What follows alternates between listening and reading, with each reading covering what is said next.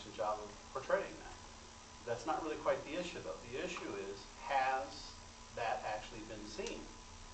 That's the real question. Not that it could happen that way, it's that did it actually happen that way? And so you have the situation where, as he pointed out, you could have a lot of microevolutionary trends, and we see that in nature all the time, and that is not seriously under any question. The question is, did that ever lead to the 12-foot organism suddenly speciating and creating a new organism? Because whether the species organism is 12 feet tall or 1 foot tall, it is still the same organism. It's just a different size or has different characteristics.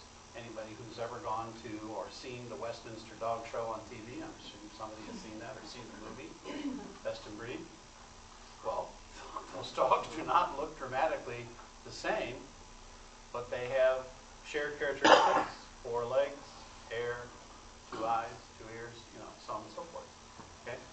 So just keep that perspective difference between the two. Again, there is a move afoot to try to make intelligent design proponents be anti-evolutionary, and that is not the case. It's just that they have this notion that says the evolutionary theory, as good as it is not necessarily going to get you over the hump of speciation and so on.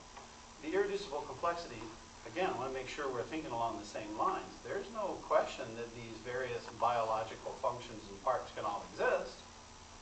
The question is, would you ever, and what are the statistical odds that those things ever would have come together at the same time in the same place to create an organism that then would have the advantage, that would then carry on that advantage to the next generation?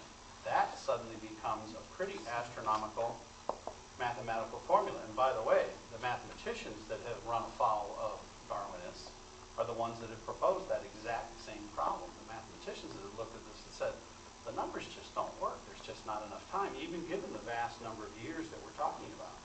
There just isn't enough time for these changes to occur, because the changes can be documented in nature, as you said. You can see changes over time.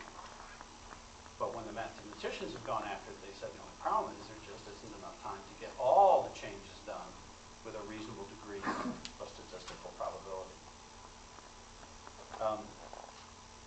So got a little time left? Oh, perfect.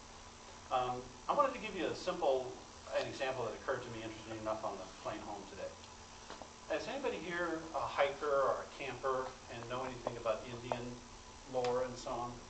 What is your interpretation when you are out hiking and you see a tree that starts out vertical, goes horizontal, and then goes vertical again?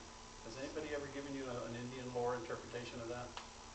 Well, as a Boy Scout, I was given the Indian lore interpretation that if you follow that tree, if you stand at the base of the tree and you follow the line of the branch, you will find a spring. And it was the Indians' way of indicating to themselves where the springs were, because obviously there are no signs and there's no GPS to get you to the spring. Okay? And in the few occasions that I've tested it out, it's extraordinarily accurate.